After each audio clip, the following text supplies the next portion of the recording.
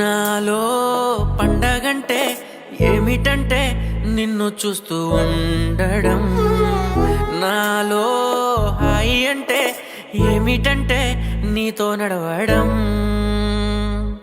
నాలో భారం అంటే ఏమిటంటే నువ్వు లేకపోవడం, నాలో మరణమంటే ఏమిటంటే నిన్ను మరవడం.